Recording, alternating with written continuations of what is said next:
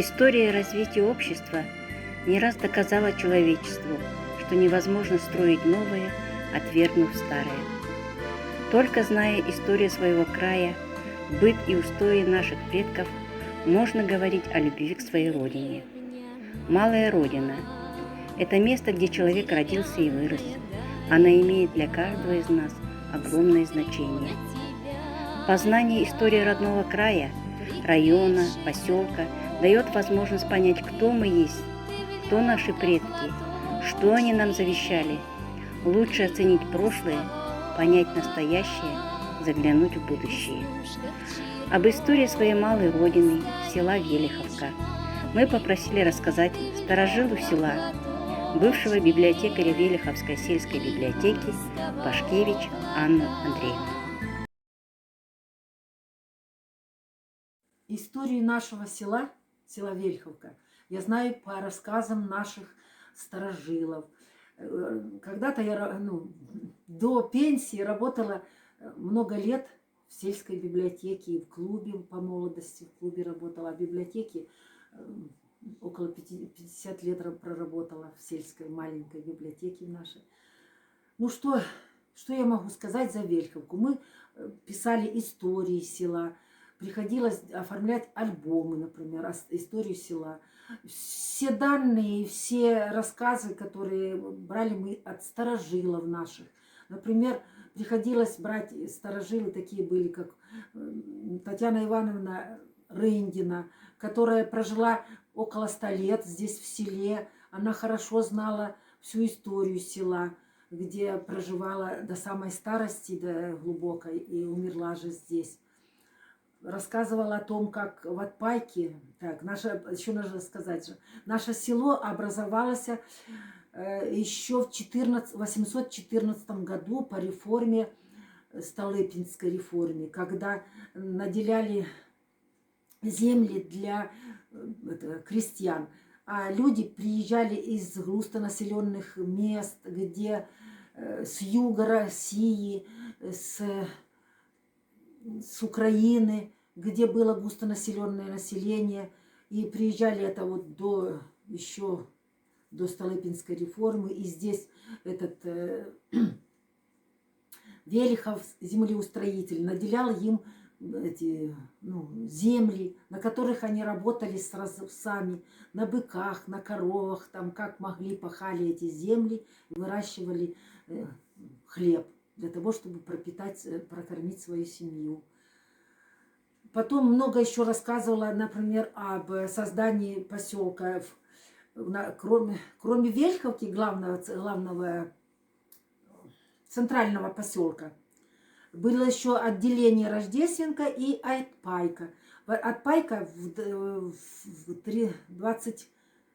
28 году отсоединилась от Велиховки, стала самостоятельным колхозом. В этом колхозе было очень много населения приезжего. И жил 4 года наш герой Советского Союза Вавилов Сергей Васильевич. Он там был учителем, организатором коммуны.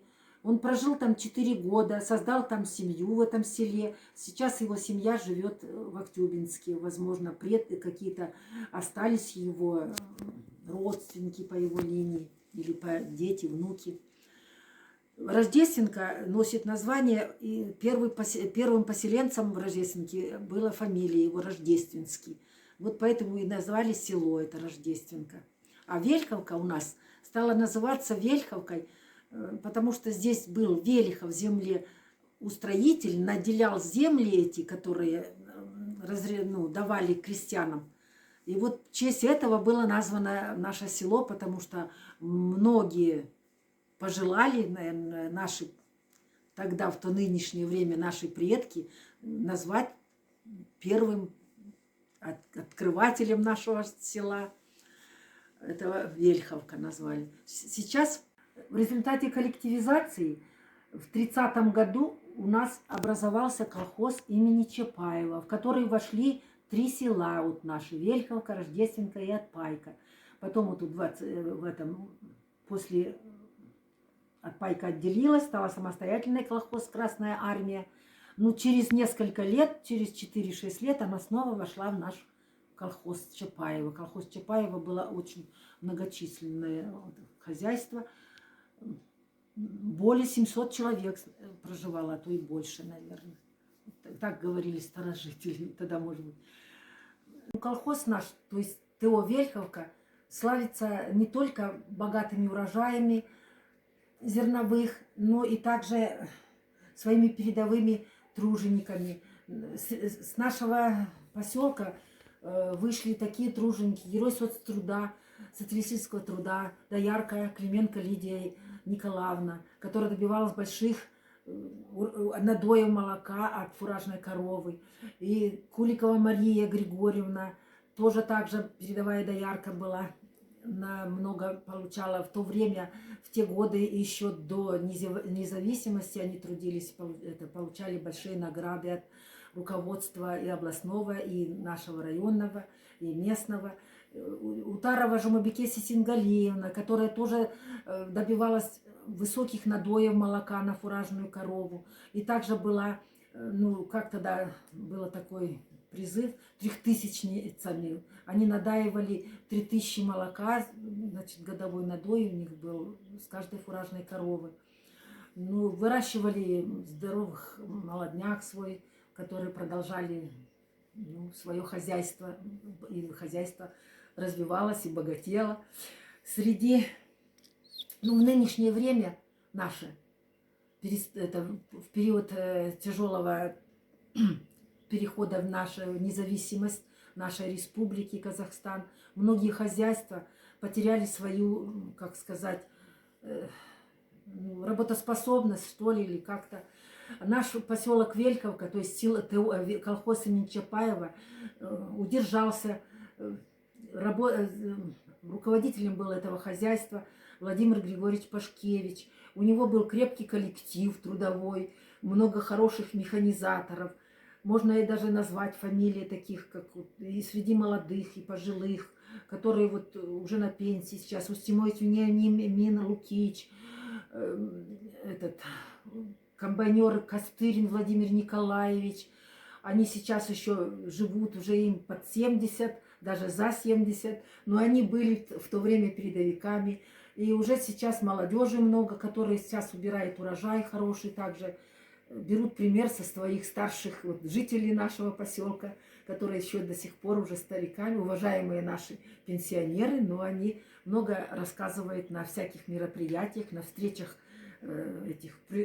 Дня пожилых людей, они рассказывают много хорошего. Бельковец Николай Андреевич, он тоже передовой всегда механизатор, комбайнер был. И доярки также, Жумабекеси Синаглеевна, Утарова, она тоже добивалась больших этих.